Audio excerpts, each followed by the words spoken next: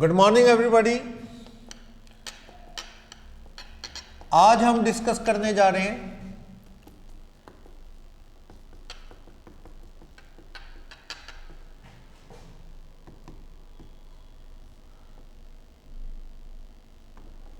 Introduction to CA foundation course. When you decide to join CA Foundation, it was the one of the important decision of your life. आपने CA course join किया। क्या है ये CA course? +2 के बाद आप foundation करते हैं, देन आफ्टर आप CA इंटरमीडिएट और फाइनल 3 स्टेप्स हैं। CA फाउंडेशन आफ्टर +2 करते हैं, CA इंटरमीडिएट और CA फाइनल। 3 स्टेप है। आफ्टर +2 आप फाउंडेशन ज्वाइन करते हैं और फिर इंटरमीडिएट और फाइनल। जो फाउंडेशन है इसमें आप जैसे सपोज 10+2 का जो आपका एग्जाम होता है वो जनरली मार्च एंड में हो जाता है। इन मार्च कंक्लूडेड, मार्च में कंक्लूडेड हो गया तो you can appear for CA Foundation exam on May। जैसे सपोज मार्च 2020 में आपका +2 एग्जाम हुआ तो आप May 20 में अपीयर हो सकते हैं। +2 का एग्जाम आपका मार्च 20 में कंक्लूडेड तो आप CA फाउंडेशन एग्जाम में अपीयर हो सकते हैं May 20 के अंदर। और अगर आपका +2 का जो एग्जाम है मार्च 21 में होगा तो you can appear for CA foundation for May 2021। यानी इस पीरियड में गैप बहुत कम है, यानी 1-1.5 महीने का गैप रहता है और आपका CA फाउंडेशन का एग्जाम हो सकता है। लेकिन प्रॉब्लम क्या रहती है इसमें कि भाई अगर आपका एग्जाम इतनी जल्दी हो जाएगा तो आप अपीयर कैसे होंगे इसमें, मतलब आपकी प्रिपरेशन ही नहीं हो पाएगी। अगर मान के चलो आप मार्च 21 में +2 में अपीयर हुए और May 21 में फाउंडेशन में, कैसे आप अपीयर होंगे? इसमें प्रिपरेशन नहीं हो पाएगी। तो आप इसमें क्या करते हैं, साइमल्टेनियस स्टडी कर सकते हैं। अब बिग सिटीज में ये ट्रेंड है कि अगर वो इसके बाद एग्जाम होता है नवंबर में तो वो स्टूडेंट की लाइफ के 6, 7, 8 मंथ्स, नवंबर यानी 1 साल ही खत्म हो गया समझ लो, नवंबर में अपीयर होंगे। तो क्यों ना आप क्या है +2 के साथ ही फाउंडेशन को कंटिन्यू कर लें। सब्जेक्ट्स तो वही हैं, थोड़ा बहुत टाइम मैनेज करके अगर हम फाउंडेशन साथ में कंटिन्यू कर लें तो आप जस्ट आफ्टर +2 एग्जाम में जो CA फाउंडेशन एग्जाम होता है उसमें अपीयर हो सकते हैं। उसमें आपके इंपॉर्टेंट 7-8 मंथ्स जो हैं सेव हो जाएंगे, यानी एक तरह से 1 साल ही आपका एक्स्ट्रा लग जाता है, वो बच जाएगा। अब बड़े लोग इस तरह से +2 के साथ ही CA फाउंडेशन को कंटिन्यू कर रहे हैं ताकि उनका एक वैल्यूएबल पीरियड जो है वो सेव हो सके। चलो, तो फाउंडेशन, इंटरमीडिएट और फाइनल स्टेज को आपने कवर करना है। लेकिन इससे पहले हम डिस्कस करना चाहेंगे कि what type of the job CA generally perform. CA क्या काम करते हैं, CA की वर्किंग क्या है। CA देखो बहुत तरह का वैरायटी ऑफ वर्क है जो CA के अंडर आता है। जैसे सबसे बड़ा काम है CA का ऑडिटिंग। ऑडिटिंग अथॉरिटी है इंडिया में। CA ऑडिट करता है। ऑडिट वर्ड तो आपने सुना है, examination of accounts prepared by accountant कि whether it is true and fair और नॉट। अकाउंटेंट्स अकाउंट बनाते हैं, CA उसकी चेकिंग करते हैं, ऑडिट करते हैं, साइन करते हैं कि हाँ ये ओके हैं। और ये ऑडिटिंग अथॉरिटी है। ऑलमोस्ट हर फील्ड की ऑडिट CAs के अंडर है सारे। जैसे सपोज बैंक की बात करें, बैंक्स में कई तरह की ऑडिट होती है। कॉन्करेंट ऑडिट होती है जो सारा साल चलती है, सारा साल CA आता है।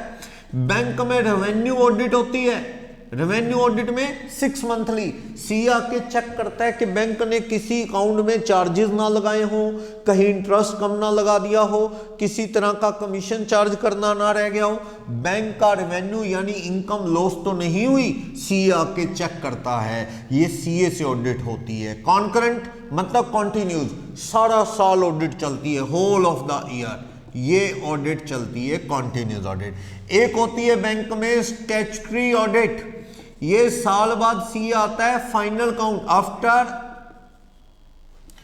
Completion of final account.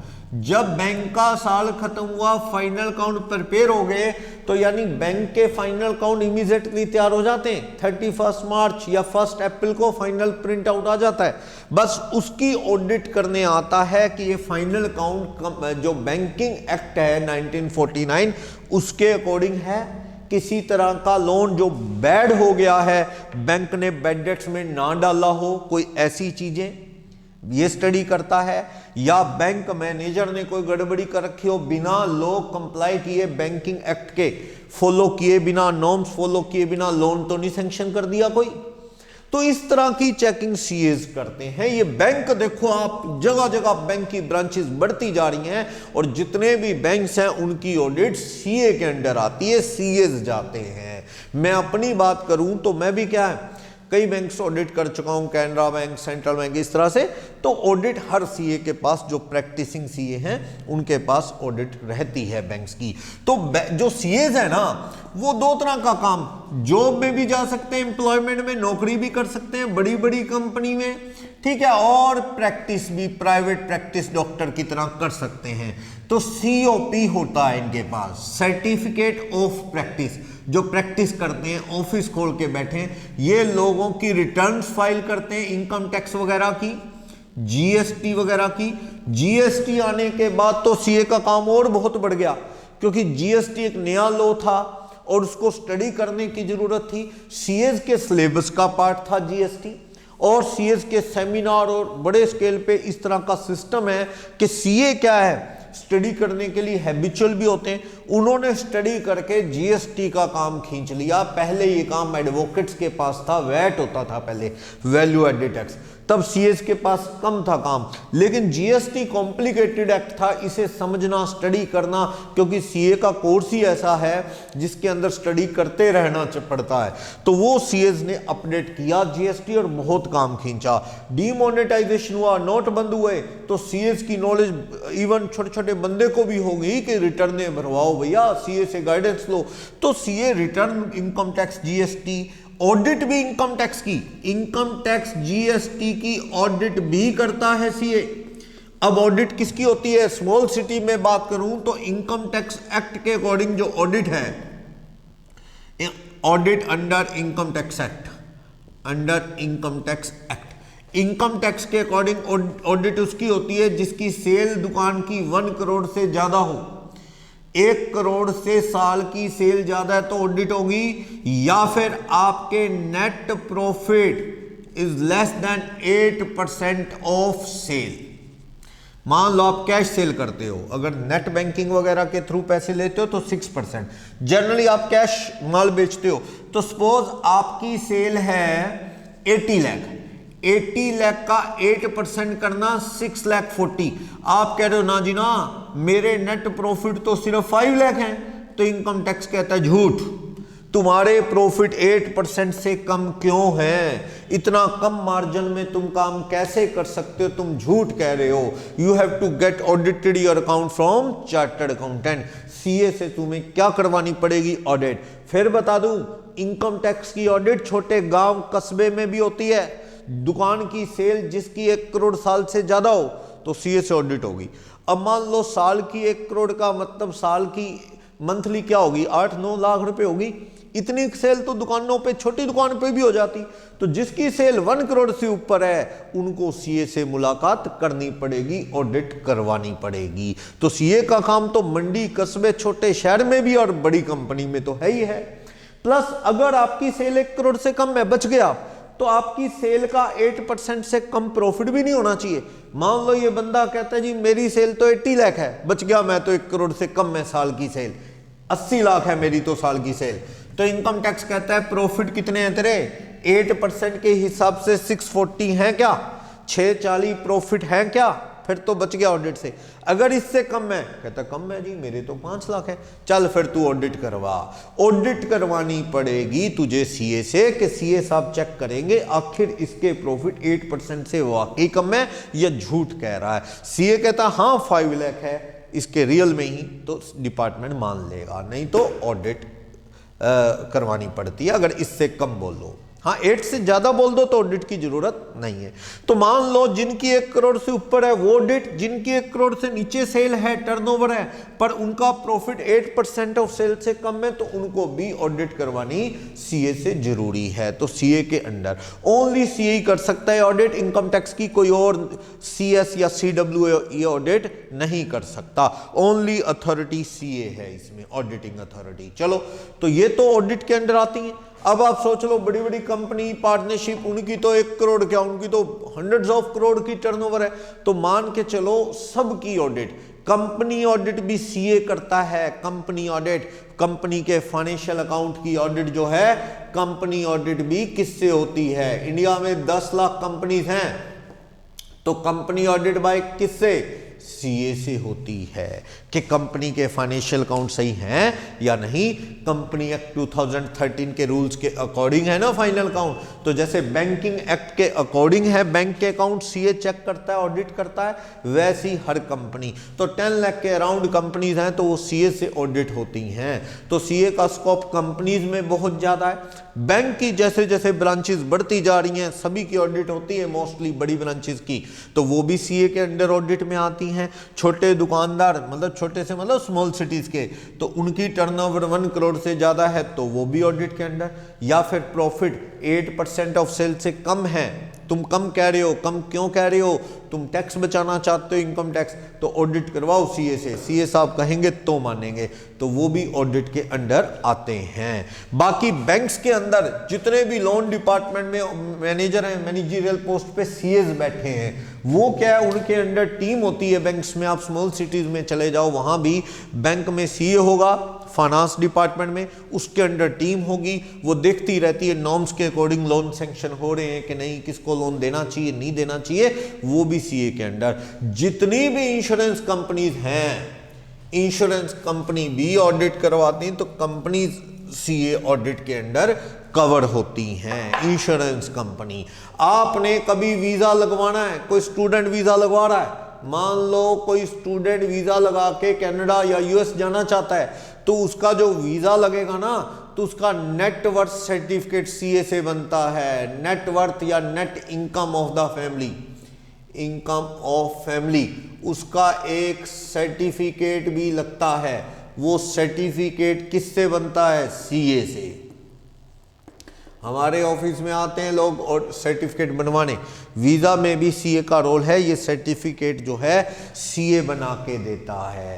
एक CAG controller auditor general of India, controller auditor general of India, ये गवर्नमेंट डिपार्टमेंट, जितने भी गवर्नमेंट डिपार्टमेंट हैं उनके अकाउंटिंग एंड ऑडिटिंग इसके अंडर आती है, auditing under CAG.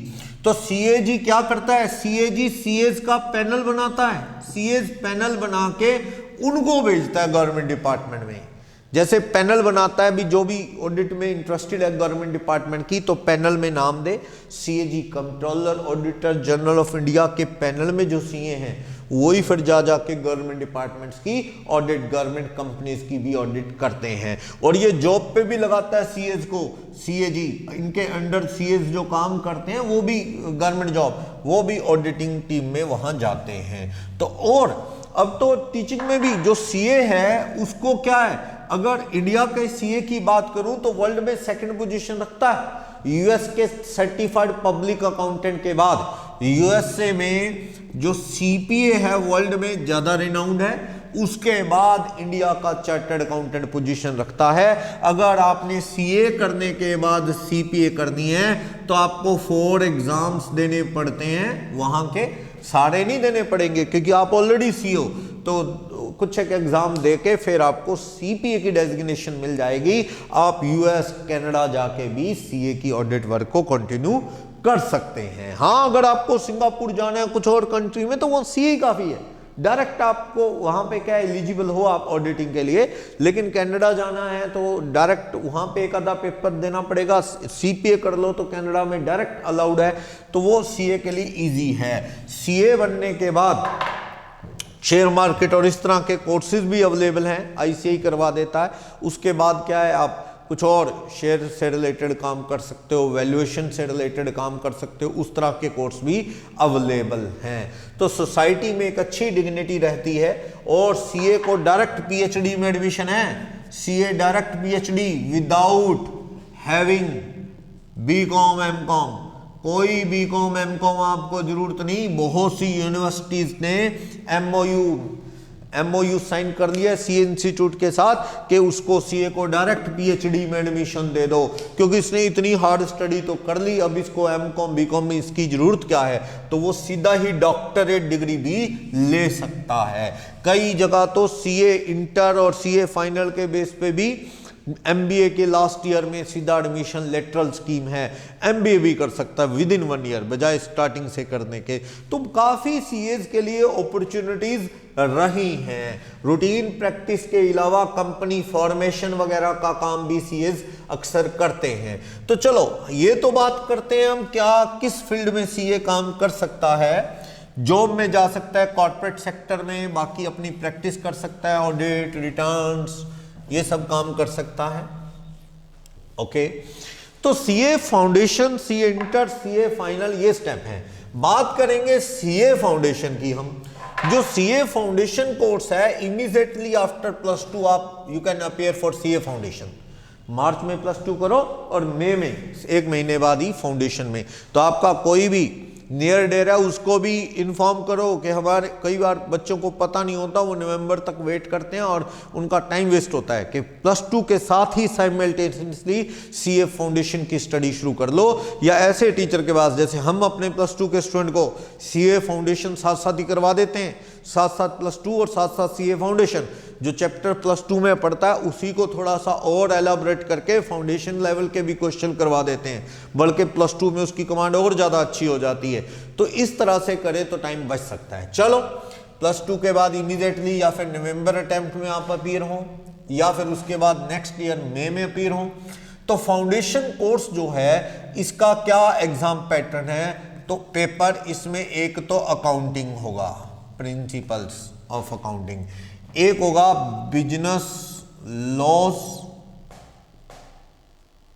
Loss and business correspondence and reporting, ये एग्जाम होगा। Business mathematics, statistics, reasoning, logical reasoning, ये, और बिजनेस इकोनॉमिक्स, ये आपके एग्जाम होंगे। ये जो 2 एग्जाम है ना, ये फर्स्ट 2, ये 3 आवर के एग्जाम होंगे, 100 marks each, 100 marks each. 3 hour का पेपर होगा और सब्जेक्टिव होगा। ये दोनों पेपर सब्जेक्टिव हैं। जैसे +2 में आप अकाउंट 3 आवर का पेपर देते हैं 100 मार्क्स का, ऐसे ही business law, business correspondence and reporting का होगा। ये जो दोनों पेपर हैं ये 2 आवर का ईच पेपर है, मार्क्स 100 हैं, 100 मार्क्स ईच, एक एक नंबर का। मल्टीपल चॉइस क्वेश्चन आते हैं, MCQ, यानी इनका एक ब्रीफ नॉलेज रिक्वायर्ड है, ज्यादा डिटेल में नहीं पूछे जाते, क्योंकि ये नॉन कॉमर्स के सब्जेक्ट हैं एक तरह से, कॉमर्स से रिलेटेड ये हैं, तो इसलिए इनको ज्यादा डिटेल में रखा गया है। 3 आवर का पेपर होगा सब्जेक्टिव, इसमें तो 1 मार्क ईच, 100 क्वेश्चन आएंगे 100 मार्क्स के। तो बात करेंगे पहले अकाउंटिंग। जो अकाउंटिंग का सब्जेक्टिव पेपर है उसमें 10+1, 10+2 प्लस थोड़ा एक्स्ट्रा सिलेबस भी है। ये अपना इसका लेवल रहता है। तो +1 +2, क्योंकि ये मानते हैं कि पता नहीं +1 में आपने क्रैमिंग की है, बहुत सी चीजों की कंसेप्ट पढ़े ही नहीं है अच्छे से, तो ये +1 से ना जर्नल से ही शुरू कर देते हैं, मीनिंग ऑफ अकाउंटिंग से, meaning of accounting, journal, ledger, cash book, final account, partnership, company account, फिर +2 में पढ़ा ना पार्टनरशिप, कंपनी अकाउंट, वो भी ठीक है, एनपीओ पढ़ा +2 में आपने, वो भी, journal, final account, bank reconciliation, जो लेजर, ये सब आपने सब्सिडरी बुक +1 में पढ़ा, वो भी, और थोड़ा कंसाइनमेंट अकाउंट जैसे टॉपिक है, या डेप्रिसिएशन का लेवल थोड़ा अच्छा है, स्टॉक वैल्यूएशन का टॉपिक है, वो थोड़े एक्स्ट्रा टॉपिक भी इसमें कवर किए गए हैं। यानी आपने +1 +2 ये मानते हैं पता नहीं कैसे पढ़ी या नहीं पढ़ी, या कुछ लोग साइंस स्ट्रीम से आते हैं तो उनको क्या पता जर्नल और ये सब बेसिक क्लियर ना हो, तो वो कहते हैं कि हम तो स्टार्टिंग से अपना टेस्ट लेंगे ताकि आपकी नॉलेज चेक हो जाए जर्नल से, 0 पॉइंट से। तो इसलिए यहाँ रिवीजन हो जाता है, जिसने +1 +2 में ठीक ठाक पढ़ा है तो यहाँ सारा सिलेबस रिवाइज हो जाना है +1 +2 का, journal, ledger, cash book, subsidiary book, rectification of error, bank reconciliation, bill of exchange, final account, ठीक है, वो सारा सिलेबस रिपीट हो जाएगा मीनिंग ऑफ अकाउंटिंग से लेके। +2 की पार्टनरशिप, कंपनी अकाउंट, ठीक है, तो वो भी इसमें एनपीओ कवर हो जाएगा, कंसाइनमेंट अकाउंट, स्टॉक वैल्यूएशन, वो नए कुछ टॉपिक भी इसमें अपन पढ़ेंगे। तो आपकी अकाउंटिंग काफी अच्छी हो जाएगी, क्रैमिंग वाला सिस्टम इसमें नहीं रहता, हर चीज कंसेप्चुअली अपने को स्टडी करनी है। चलो, तो जो सेकंड टॉपिक है business law, business correspondence and reporting. जो बिजनेस लॉ है ना, जो बिजनेस लॉज हैं उसमें ना इसका दूसरा नाम मर्केंटाइल लॉ भी है। मर्केंटाइल लॉ यानी business law, commercial law, commercial laws जो बिजनेस से रिलेटेड है। देखो, आप बिजनेसमैन से डील करोगे, उनकी रिटर्नें भी भरोगे, इनकम टैक्स की, जीएसटी की, तो बिजनेसमैन के कुछ डिस्प्यूट्स होते हैं कई बार, तो उससे रिलेटेड भी सीए ऑफिस में आपको बैठ के एडवाइस देनी पड़ सकती है। तो वो लोग जो बिजनेसमैन से रिलेटेड है, हस्बैंड वाइफ का झगड़ा है उसकी बात नहीं मैं कर रहा, दो लोगों ने मारपीट की उसकी बात नहीं मैं कर रहा, मैं तो बिजनेसमैन के डिस्प्यूट्स की बात कर रहा हूं, जिसमें कॉन्ट्रैक्ट एक्ट, जो रूटीन लाइफ में हम डील करते हैं माल खरीदने की, बेचने की, उसमें डिस्प्यूट हो जाए तो क्या होगा, ठीक, सेल ऑफ गुड्स एक्ट, इसमें भी बिजनेस के गुड्स से रिलेटेड कुछ डिस्प्यूट्स पड़ेंगे अपन। पार्टनरशिप एक्ट, पार्टनरशिप एक्ट तो आपने न्यूमेरिकली पढ़ा ही है, अकाउंटिंग ऑफ पार्टनरशिप। अब पार्टनरशिप एक्ट 1932 की थियोरेटिकल कंसेप्ट क्या है वो सारे अपन इस पार्टनरशिप एक्ट में पढ़ेंगे। LLP act, LLP limited partnership act 2008 में बना, 9 में इन्फोर्स हुआ। जैसे 32 पार्टनरशिप में तो पार्टनर की लायबिलिटी क्या होती है, अनलिमिटेड, ठीक है, तो उसके अगेंस्ट एक एक्ट बनाया इंडिया ने, लिमिटेड लायबिलिटी पार्टनरशिप एक्ट, जिसमें पार्टनर की लायबिलिटी क्या होगी, लिमिटेड। तो एलएलपी एक्ट 2008 जो है ये भी अपने को कवर करना है, ठीक है। देन आफ्टर इसमें हम बात करेंगे Indian companies act, the companies act 2013। Company, how to companies to be formed, कैसे होगी कंपनी, कंपनी के टाइप्स, प्राइवेट कंपनी और पब्लिक कंपनी, कन्वर्जन्स, तो वो सब, अल्ट्रा वायर्स एक्ट, कंपनी गलत काम करे तो उससे रिलेटेड, ये सारी चीजें डिस्कस करनी है हमें, ये सब आप पढ़ने इसमें जाएंगे, ठीक है। तो अपने को companies act 2013, LLP act, partnership act, sale of goods act, contract act, ये एक्ट पढ़ने हैं। और इसमें बिजनेस कम्युनिकेशन का भी टॉपिक है कि आपने किसी को लेटर देना है और वो सब, एंड थोड़ा इंग्लिश का पोर्शन है। ये जो टॉपिक है ना, बिजनेस कॉरेस्पॉन्डेंस एंड रिपोर्टिंग, इसमें एक तो बिजनेस कम्युनिकेशन है, क्या आपने लेटर, बिजनेस लेटर ऑर्डर देना है किसी को सामान का, तो वो ऑर्डर कैसे देंगे आप, कोई भी सामान का ऑर्डर देना है, ठीक है। कोई एडवर्टाइजमेंट होल्ड करनी है तो वह कैसे करेंगे, टेलीग्राम कैसे करेंगे, वो सब कुछ, ऑर्डर कैंसिल करना है तो उसको ड्राफ्ट कैसे करेंगे। और थोड़ा बहुत इंग्लिश का पोर्शन भी है, जो आप एक्टिव पैसिव नरेशन वगैरह करते हैं ना, वो तो वो सब थोड़ा थोड़ा ब्रीफ में वो भी है, कुछ प्रोवर्ब वगैरह भी, तो वो थोड़ा इंग्लिश का पोर्शन। लेकिन मान के चलो इंग्लिश का पोर्शन एवरेज 30 मार्क्स का आता है, जो इंग्लिश है एवरेज 30 मार्क्स का रहता है। बिजनेस कम्युनिकेशन 10 मार्क्स नॉर्मली, और ये पोर्शन 60 मार्क्स, 100 मार्क्स का एक पेपर रहता है। बिजनेस लॉ 60 अराउंड, 10 का बिजनेस कम्युनिकेशन काफी इजी है। कम्युनिकेशन किस तरह से हो सकता है, रिटन में, ओरल, वो सारी बातें हैं, सिंबॉलिक इशारों से किस तरह, वो सारा 30 मार्क्स का इंग्लिश का पोर्शन है। तो मिला के ये सारा करीब करीब 100 मार्क्स। इंग्लिश में भी आपको बिजनेस से रिलेटेड, जैसे मान लो मीटिंग होनी है, कंपनी की मीटिंग होती है, तो कंपनी एक लेटर पोस्ट करती है ना सबको, मीटिंग का एजेंडा क्या है, किस लिए मीटिंग होनी है, कहाँ होनी है वो। फिर मीटिंग के बाद मिनट तैयार होता है कि मीटिंग में क्या कुछ हुआ लिखा जाता है। बाई चांस कोई मीटिंग में नहीं आया तो वो मीटिंग का मिनट पढ़ ले आके, वो कैसे बनता है, वो सारी चीजें भी, यानी बिजनेस से रिलेटेड सारा कंसेप्ट है। तो ये 100 मार्क्स का सब्जेक्टिव पेपर है, जिसमें ये लॉज की नॉलेज है, डिस्प्यूट्स हैं बिजनेस से रिलेटेड, वो सारे हमारे सीए के सिलेबस में, कम्युनिकेशन के टाइप, सो इजी।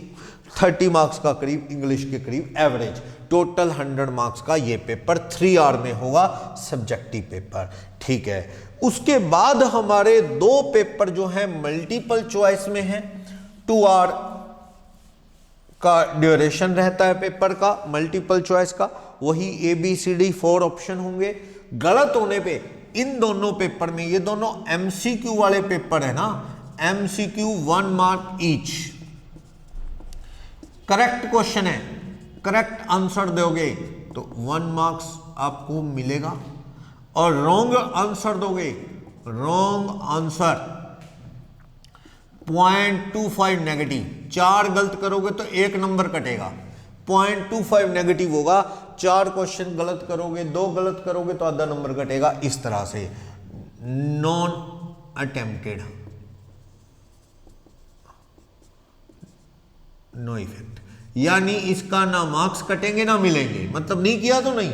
मान लो 100 मार्क्स का पेपर है, आपने उसमें 70 करेक्ट किए, 20 रॉन्ग किए, 10 अनअटेम्प्टेड आपने किए ही नहीं, आपको डाउट था कि छोड़ो गलत क्या करना है, मार्क्स कटेंगे। इसका तो आपको 1 नंबर मिलेगा, तो 70 मार्क्स प्लस हो जाएंगे ये।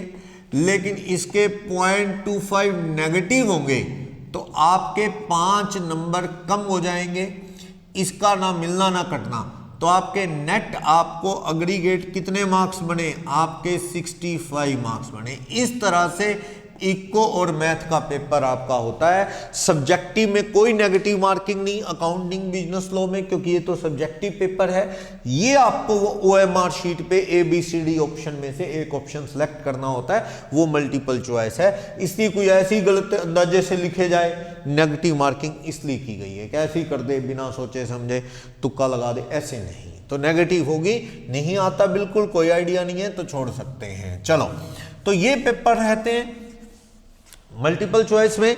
और जो ये बिजनेस मैथमेटिक्स, स्टैटिस्टिक्स और लॉजिकल रीजनिंग है, अगर मैं इसकी बात करूं तो जो स्टैटिस्टिक्स है वो तो आपने +1 इकोनॉमिक्स में भी की है, थोड़ी बहुत मैथ्स में भी थोड़ा बहुत, इंडेक्स नंबर, इसमें स्टैट्स में ना, स्टैट्स में आप मीन, मोड, मीडियन, मीडियन वगैरह, इंडेक्स नंबर,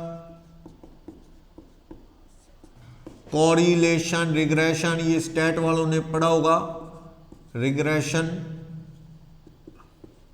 प्रोबेबिलिटी +2 में भी पढ़ते हैं आप, प्रोबेबिलिटी और डिस्ट्रीब्यूशन, फ्रीक्वेंसी डिस्ट्रीब्यूशन आता है इसमें, +2 मैथ्स में भी कवर करते हैं कुछ टॉपिक, नॉर्मल डिस्ट्रीब्यूशन और वो सब, बाइनोमियल डिस्ट्रीब्यूशन वगैरह, वो भी इसमें कवर होता है। तो स्टैटिस्टिक्स काफ़ी इजी है, स्टैटिस्टिक्स मल्टीपल चॉइस में ही आनी है, तो ये आएगी। लॉजिकल रीजनिंग, जैसे ये बैंकिंग टेस्ट वगैरह में करते हैं ना, नॉर्मली रीजनिंग रिलेशनशिप वाली है, ज़्यादातर रिलेशनशिप के, कि ये उसका बेटा है, ये उसका बेटा है, तो बोलो इनका आपस में क्या रिलेशन है, ये लेडी उसकी क्या लगेगी, मौसी लगेगी, बुआ लगेगी, इस तरह से कंफ्यूजिंग जो है ये रीजनिंग रहती है। तो एक रह गया इसमें मैथमेटिक्स का पोर्शन। मैथमेटिक्स +1 +2 लेवल का रहता है, ठीक है, जिसमें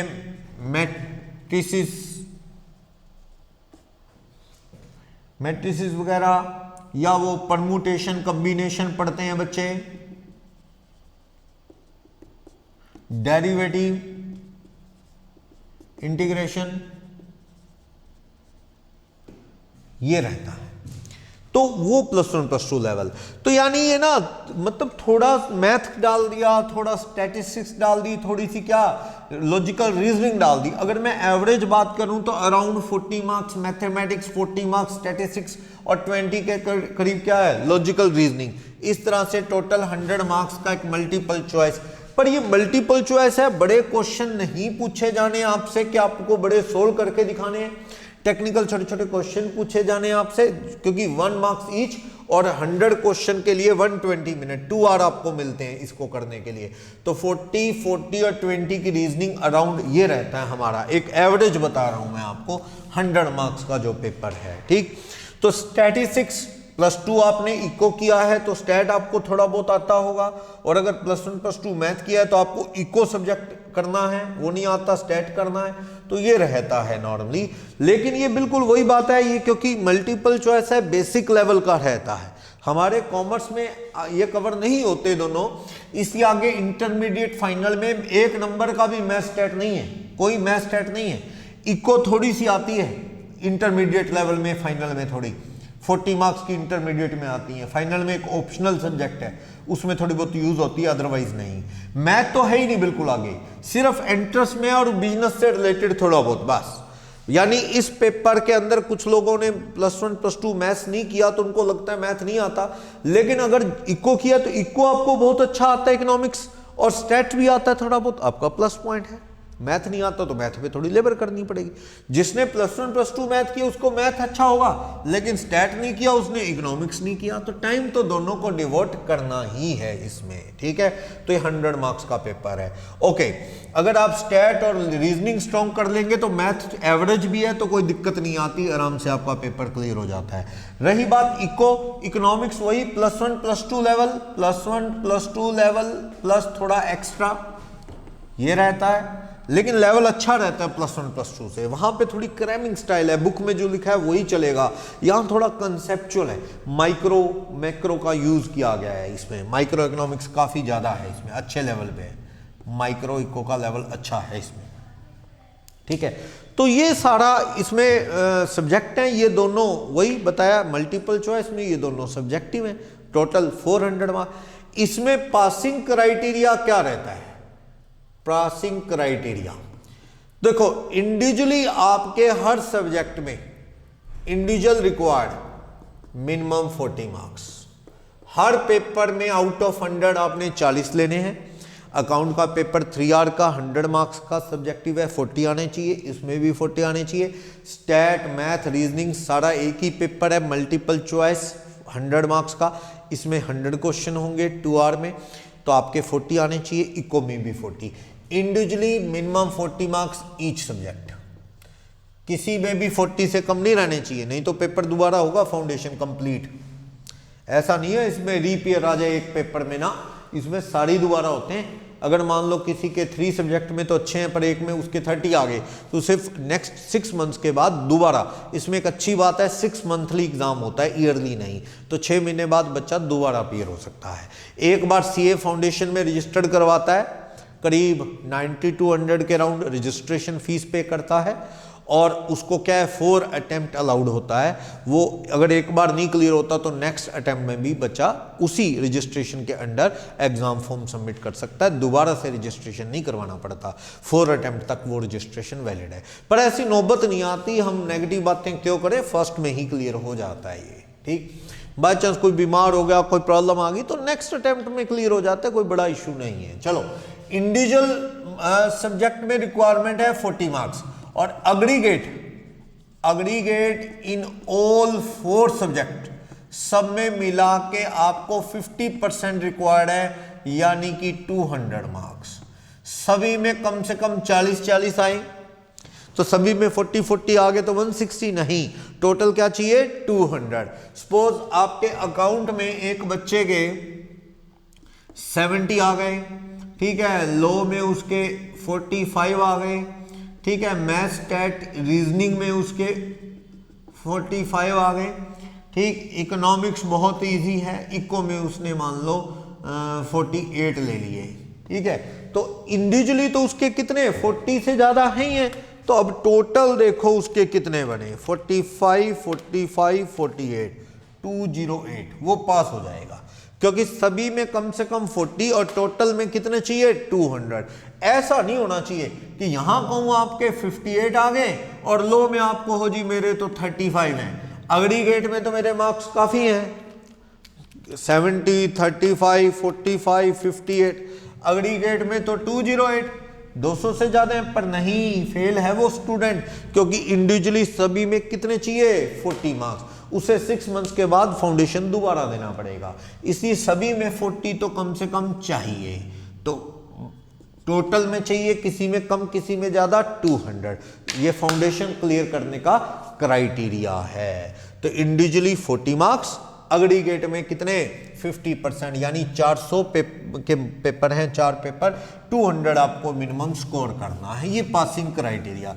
तो ये कोई मुश्किल नहीं है टारगेट ये हमारा, ये कोई बहुत बड़ा कोई मास्टर लेवल की नॉलेज नहीं चाहिए। अकाउंटिंग का सिलेबस अच्छा है क्योंकि +1 +2 से दोबारा कर रहे हो तो थोड़ा वहां जो पढ़ के आए उसको और अच्छे लेवल पे करेंगे, और ज्यादा एलोबरेट करेंगे तो अच्छे लेवल की अकाउंटिंग पढ़ेंगे आप। लॉ और बिजनेस कॉरस्पॉन्डेंस एंड रिपोर्टिंग जो है ये आपके लिए नया सब्जेक्ट है, सबके लिए नया है, चाहे आपने +1 +2 कॉमर्स किया है या नॉन कॉमर्स के आप स्टूडेंट हैं, तो सबके लिए एक सा है। मैथमेटिक्स, स्टैट, रीजनिंग जो है ये कुछ आपने +1 +2 में पढ़ा भी हो सकता है, स्टैट आपको पढ़नी पड़ेगी, +1 इको में पढ़ी भी हो सकती है थोड़ी बहुत। रीजनिंग सबके लिए नहीं है, रीजनिंग तो कोई प्रॉब्लम नहीं है। इको नहीं पढ़ा तो भी हो जाएगा क्योंकि ये ज़्यादा टिपिकल नहीं है, सबसे ज़्यादा स्कोरिंग अकाउंटिंग और बिजनेस इकोनॉमिक्स ही रहती है, बच्चों की बहुत स्कोर करते हैं इन दोनों सब्जेक्ट्स के अंदर, ये चीज़ रहती है। और ये जो सब्जेक्टिव पेपर है ना, इसके लिए 15 मिनट्स एक्स्ट्रा मिलते हैं इन दोनों पेपर के लिए। सब्जेक्टिव पेपर जो हैं इनके लिए 15 मिनट्स रीड आउट करने के लिए मिलते हैं। 15 मिनट आप और ले लो, क्वेश्चन पेपर को पढ़ लो अच्छे से इस तरह, तो वो 15 मिनट में आप ये डिसाइड करते हो कि पेपर कैसा है, कौन सा पहले अटेम्प्ट करें, इस तरह 3 आवर आपको एक्स्ट्रा मतलब रूटीन अटेम्प्टेशन के लिए मिलते हैं। तो ये 2 आवर है, ये भी कोई ऐसा नहीं रहता हमारा पेपर कि भी मैथ, स्टैट या इको का पेपर बैंकिंग और एसएससी की तरह स्पीड से करना है तो टाइम कम ना रह जाए, ऐसा कुछ नहीं होता। हमारा वो टेस्ट नहीं है रीजनिंग जैसे बैंकिंग वगैरह के बच्चे करते हैं फास्ट कैलकुलेशन, ऐसा कुछ हमारा टेस्ट में नहीं है। रूटीन पेपर होता है, मल्टीपल चॉइस है, देखते ही बच्चा कई बार तो ऑप्शन देखता ही नहीं, क्वेश्चन पढ़ते ही उसे पता होता है इसका आंसर ये है और टिक, ABCD ऑप्शन में से टिक, तो वो OMR शीट पे टिक करना होता है पेंसिल से, तो वो आराम से पेपर हो जाता है, कोई बहुत बड़ी प्रॉब्लम नहीं है टाइम की इसके अंदर। तो इस तरह से हमारा 400 का रहता है, उसमें से आपको 200 अग्रीगेट में स्कोर करना है, इंडिविजुअली 40। तो फाउंडेशन का रिजल्ट 2 मंथ्स में एक्सपेक्टेड होता है, आ जाता है। उसके बाद इंटरमीडिएट शुरू होती है, जो CA इंटरमीडिएट है उसमें ग्रुप 1 ग्रुप 2 2 ग्रुप होते हैं, ग्रुप 1 ग्रुप 2, फिर CA फाइनल में भी 2 ग्रुप होते हैं। इसको 3-4 दे दो, नहीं तो इसको भी ग्रुप 1 और ग्रुप 2, यानी कि टोटल 4 ग्रुप हैं इंटर और फाइनल के मिला के देखें तो 4 ग्रुप हैं, सभी में 4 पेपर्स हैं, 4 पेपर्स ये इकट्ठे दे सकते हैं आप। ये इंटर क्या 8 के 8 यानी 2 ग्रुप्स इकट्ठे, फाइनल के 2 ग्रुप्स इकट्ठे, यानी आपने फाउंडेशन किया 4 पेपर्स का, उसके बाद 9 मंथ्स का गैप पीरियड रहता है, आप इकट्ठे इंटर एक ही सिटिंग में 8 के 8 और इकट्ठे फाइनल एक सिटिंग में दे सकते हैं। कोई स्टूडेंट चाहे तो एक एक करके भी दे सकता है, एक ग्रुप दे दिया फिर एक ग्रुप दे दिया, ऐसे ही फाइनल वो है। इकट्ठे देता है दोनों ग्रुप, कई बार एक ग्रुप क्लियर हो गया एक नहीं हुआ तो जो रह गया वो दोबारा हो जाता है। ये सारे पेपर सब्जेक्टिव होते हैं, सब्जेक्टिव पेपर होते हैं ये सारे। इसमें 3 आवर का पीरियड ड्यूरेशन रहता है एग्जाम का। सब्जेक्टिव 100 मार्क्स के ये पेपर रहते हैं, जैसे +2 स्टाइल आप चलते हैं वैसे ही। और पासिंग क्राइटेरिया सेम है, इंडिविजुअली 40% और एग्रीगेट में 50, वही रहता है इंटर और फाइनल। इस बीच जैसे इंटर का कोई भी ग्रुप आप क्लियर करते हैं तो सीए के अंडर आर्टिकलशिप चलती है आपकी। आर्टिकलशिप 3 ईयर का प्रोग्राम रहता है, काम सीखते हैं। ऐसा ना, सीए का कोई स्कूल कॉलेज नहीं होता है। क्यों? क्योंकि सीए स्कूल कॉलेज जाएगा तो सीए को ऑफिस का काम कहां सीखेगा, फिर तो बाद में सीए करने के बाद सीखे क्या फायदा। लोग एलएलबी करने के बाद 3 ईयर एडवोकेट एलएलबी करता है, उसके बाद भी उसे काम नहीं आता, थ्योरी आती है, उसके बाद फिर वो काम सीखता है। हमारे यहाँ ऐसा नहीं है। आपने फाउंडेशन किया, उसके बाद इंटरमीडिएट का इधर ग्रुप कोई भी क्लियर होना चाहिए, चाहे ग्रुप 1 चाहे 2 या दोनों, कोई भी ग्रुप क्लियर होते ही you have to join CA articleship यानी training programme under a practising chartered accountant. किसी भी सीए के अंडर लग जाएंगे आप, 3 ईयर आपका ट्रेनिंग चलेगी। How to file income tax return, how to conduct audit, ये सारी चीजें वो सिखा देगा आपको। और आपकी साथ के साथ स्टडी चलती रहेगी सीए फाइनल की। 3 ईयर की ट्रेनिंग प्रोग्राम आपको फॉलो करना है, साथ साथ स्टडी। तो 3 ईयर के एंड में ही आपके सीए फाइनल के पेपर भी हो जाएंगे। यानी सीए कोर्स एक ऐसा कोर्स है, कोई स्कूल कॉलेज नहीं है इसका, ना आईसीआई का। ये आप कॉरेस्पॉन्डेंस कोर्स है, घर बैठे करें आप आजकल ऑनलाइन रिकॉर्डिंग के थ्रू, या फेस टू फेस क्लासेस लें। जैसे भी फेस टू फेस क्लासेस में थोड़ा सा ये रहता है, इंटरेक्शन हो जाता है, फ्रेंड सर्कल बन जाता है, टीचर से कुछ और। अदरवाइज देन स्टडी भी तो बहुत सी बातें होती हैं, टीचर से पूछी जा सकती हैं। न्यूज में आपने कोई वर्ड सुना, इंडियन इकोनॉमी, सेंसेक्स, निफ्टी, उससे रिलेटेड कोई क्वेरी है वो भी पूछ सकते हैं। रिकॉर्डेड क्लासेस तो वन वे कम्युनिकेशन है, उसके अंदर आपके माइंड में ऐसा कोई डाउट आ रहा है तो you can't raise any query regarding other matter, otherwise then syllabus. वो तो बस जो सिलेबस है वही कवर करते हैं। चलो, तो सीए इंटर के साथ सीए आर्टिकलशिप में आप सीए के ऑफिस की सारी वर्किंग की नॉलेज गेन कर लेंगे।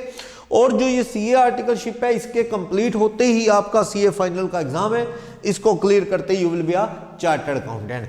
अब आपको जॉब ढूंढने में दिक्कत नहीं आती, ये नहीं काम सीखना है, काम तो आपने आर्टिकलशिप में कर ही लिया, तो इसलिए आपको नॉलेज सारी है। जैसे डॉक्टर एमबीबीएस करने के बाद एमडी करता है, तो एमडी में वो डॉक्टर ही है, वो साथ साथ क्या है, पेशेंट भी उसको मैनेज करने हैं, हैंडल करने हैं, ताकि वो प्रैक्टिस तो ऐसी ही होगी ना, साथ में सीनियर डॉक्टर के साथ वो देखता है, ऑपरेशन थिएटर में भी जाता है, इस तरह। तो वैसे ही सीए ऑफिस में आप ये सारा काम सीख लेंगे, साइड बाय साइड आप साइमल्टेनियसली स्टडी करेंगे, तो सीए कंप्लीट होते ही आप अर्निंग हैंड बन जाएंगे। आपको काम सीखने की जरूरत नॉर्मली नहीं रहती। तो ये पूरा एक सिस्टम है। और जो ये सीए इंटर फाइनल है, इसमें इकोनॉमिक्स थोड़ी सी है, मैथ्स स्टैट का कोई रोल नहीं है। कई लोग मैथ्स स्टैट से डरते हैं, वो है ही नहीं। इको थोड़ी बहुत है, नॉर्मल सी है। इंटरमीडिएट में तो 40 मार्क्स है, फाइनल में एक ऑप्शनल सब्जेक्ट में थोड़ी यूज होती है, ज्यादा नहीं। ठीक, नॉर्मली इन सब में काम आनी है अकाउंटिंग की सारी फील्ड, कॉस्ट अकाउंटिंग। अभी आप +1 +2 में जो पढ़ते हो ना, जर्नल लेजर ये सब, दैट इज फाइनेंशियल अकाउंटिंग। अब उसमें अकाउंटिंग की और सब फील्ड है, management accounting, cost accounting, human resource accounting, वो सब। टैक्स पढ़ेंगे आप, इनकम टैक्स, जीएसटी, कस्टम वगैरह। लॉज पढ़ेंगे कई तरह के, कंपनीज एक्ट वगैरह, और भी थोड़ा बहुत जो है labour law, FEMA act, competition act. तो थोड़ा लॉ, टैक्सेशन, अकाउंटिंग, ये ऑडिट तो सीए का सब्जेक्ट मेन है ही है। ऑडिटिंग कि ऑडिट कैसे करनी है, कैसे चेकिंग करनी है, गलतियां ढूंढनी है, तो ये कवर होता है इसके आगे के सिलेबस में। सिर्फ बच्चे कई बार मैथ्स स्टैट से डरते हैं, तो वो सिर्फ एंट्रेंस में है थोड़ा, ये करते ही आपको आगे कोई प्रॉब्लम नहीं। टैक्स, अकाउंटिंग, लॉ वगैरह वही चलते हैं आपके उसके बाद। तो ये आप थोड़ा सा स्टार्टिंग लेवल पे फॉलो करते हैं। तो ये सारा एक प्लान है सीए का, कैसे स्टेप बाय स्टेप ये कोर्स चलता है वो मैंने आपको बता दिया। और इसको ज्वाइन करते वक्त कोई मिनिमम +2 के मार्क्स की रिक्वायरमेंट नहीं है। +2 passing with science, arts, commerce, no matter, +2 pass out चाहिए जस्ट, क्योंकि ये तो खुद ही एक एंट्रेंस टेस्ट है ना, फाउंडेशन। ये क्लियर करोगे तो आगे सीए चलेगी। It's a entrance test after +2। तो इसमें कोई +2 के मार्क्स की मिनिमम रिक्वायरमेंट नहीं है। आप +2 पास हैं, you can join CA foundation. इसको क्लियर करना है और आगे intermediate final with CA articleship, ये एक प्रोग्राम चलता है। क्लियर? तो जो आईसीआई है एक जो सीए एक्ट के अंडर बनी हुई है, जो ये आईसीआई सीए एक्ट बना 1 जुलाई 1949 में। जैसे पार्टनरशिप एक्ट है, कंपनी एक्ट है, ऐसे ही बैंकिंग एक्ट 1949 है, जनरल इंश्योरेंस एक्ट 1938 है, लाइफ इंश्योरेंस कंपनीज एक्ट 56 है। ऐसी सीए का भी एक एक्ट है। ऐसे ही नहीं सीए कोर्स कर रहे आप कोई यूनिवर्सिटी स्टाइल अपना चलाया हुआ कोर्स, नो, ये सीए इंस्टीट्यूट से ही होता है। CA act 1 July 1949, matter of pride, India का कॉन्स्टिट्यूशन जो बाबा साहेब अम्बेडकर ने बनाया 26 जनवरी 1950 में बना, इन्फोर्स हुआ। उससे पहले ये सीए एक्ट इन्फोर्स हुआ। मैटर ऑफ प्राइड है हमारे लिए कि भाई सीए इकोनॉमी के बैकबोन है। गलत सही ढूंढना इनका अकाउंट्स में, बड़ी बड़ी कंपनी में, बैंक में सीए का काम है। और अच्छी बात, ये कोई यूनिवर्सिटीज की तरह कोटा सिस्टम नहीं है यहाँ कोई सीए में कि एससीबीसी कोटा होगा, एक्स सर्विसमैन कोटा होगा, मिलिट्री मैन का कोटा होगा। ऐसा कोई कोटा सिस्टम नहीं है। सबके लिए एक स्टडी है, वो स्टडी करनी होगी, सेम मार्क्स लेने होंगे, ये अच्छी बात है। वरना कई जगह ऐसा होता है कि भाई यूजीसी नेट का पेपर दे रहा है, एससीबीसी है तो तुझे 90 लेने हैं और जो जनरल कास्ट का उसे 120। ये क्या बात हुई? आप और फैसिलिटीज दे दो तरह तरह की, उनकी फीस माफ कर दो, लेकिन ये डिफरेंशिएशन तो सही नहीं है ना कि बच्चे का दिल टूट जाता है कि ये 90 लेके भी पास हो गया, मैं 110 लेके भी बैठा हूं। आईएएस, इवन इंडिया का टॉप एग्जाम जो होता है, आईएएस लेवल की रिक्रूटमेंट होती है, उसमें भी एससीबीसी के मार्क्स में ये डिफरेंशिएशन है। भाई एससीबीसी को इतने लेने और जनरल को इतने। ऐसा कुछ भी रिजर्वेशन का इशू सीए में नहीं है। और सीए कोई यूनिवर्सिटी का कोर्स नहीं, ये आईसीआई इंडिया में एक ही बॉडी है, institute of chartered accountants of India, ICAI. New Delhi में इसका हेड ऑफिस है। ऑल ओवर इंडिया में ब्रांचेस हैं, छोटे शहरों में भी इसकी ब्रांचेस हैं। तो आईसीआई न्यू दिल्ली इसका हेड ऑफिस, ये कंडक्ट करवाता है। ये पार्लियामेंट के अप्रूव्ड जो बॉडी है, ऑटोनमस बॉडी। जैसे क्रिकेट में बीसीसीआई होती है ना, board of cricket control of India, वैसे ही ये आईसीआई है। इन अपने ही सीए इसको मैनेज करते हैं। इलेक्शन होते हैं सीए के, जैसे बीसीसीआई के होते हैं, प्रेसिडेंट सेलेक्ट करते हैं और वो और गवर्नमेंट के लोग मिलके इसको चलाते हैं, डिसीजन लेते हैं। फाइनेंस मिनिस्ट्री तक की भी सपोर्ट करते हैं जो हमारे सीए। मोदी जी ने अभी 2 साल पहले एक फंक्शन हुआ था तो उसमें बोला था कि सीए के कलम की ताकत एक पीएम की कलम से भी ज्यादा है। सीए जो साइन करता है ऑडिट पे, उसके बाद ही बड़े काम होते हैं, वरना नहीं होते। तो मोदी जी ने ये बात बोली थी। तो देखो, लेबर तो है, कुछ लोग कहते हैं it's toughest course of India. ऐसा है, जो चीज इजी है उसमें स्कोप भी कम है। अब वो कहते हैं ना, भीड़ के साथ तो भेड़ बकरियां जाती हैं, शेर तो अकेला ही चलता है। वैसे ये कोर्स है। आप इस कोर्स में आ गए तो मतलब कोई इसमें किसी तरह की बायसनेस नहीं। आपने नहीं सुना होगा कि गलत तरीके से सीए बन गया हो, किसी तरह का रिजर्वेशन नहीं। एक इंस्टीट्यूट है, बॉम्बे में बैठा हुआ भी सीए आईसीआई से कर रहा है और अपने छोटे शहर में बैठा हुआ भी सीए आईसीआई से कर रहा है। इवन इसकी ब्रांचेस आईसीआई न्यू दिल्ली की नेपाल में, दुबई में, सऊदी अरब में और भी कई कंट्रीज में है। उनके एग्जाम भी हमारे आईसीआई से ही होते हैं। यानी वहां किसी ने सीए करनी है, नेपाल, सऊदी अरब, उधर, तो वो आईसीआई के थ्रू ही करते हैं। तो इसका एक ही इंस्टीट्यूट है, सारा इंडिया उसी से ही करेगा। इसलिए ये चक्कर नहीं कि इसने डीयू से बीकॉम किया, इसने बॉम्बे यूनिवर्सिटी से किया, इसने कुरुक्षेत्र से किया, ऐसा कोई इशू नहीं। सबका इंस्टीट्यूट एक ही है, सीए वहीं से कर रहे हैं। यानी सारे सीए एक से हैं, एक सी स्टडी, एक सा सिस्टम। तो वो कोई फर्क इसमें नहीं है। ठीक है, तो नेक्स्ट क्लास में आप जो आगे का कोर्स है वो शुरू करेंगे। हमारे इंस्टीट्यूट पे ये सारे टीचर, जैसे अकाउंटिंग है और बिजनेस लॉ का पोर्शन मैं करवा रहा हूँ, बिजनेस कॉरेस्पॉन्डेंस एंड रिपोर्टिंग के लिए अलग टीचर है, mathematics statistics MSc math teacher का काम है, और बिजनेस इकोनॉमिक्स शैलजा मैडम करवाते हैं, वो अपना एमए इकोनॉमिक्स है, बीएड है, तो वो करवाते हैं। तो इस तरह से ये कोर्स हम नेक्स्ट क्लासेस में इसे कंटिन्यू करेंगे। Thank you.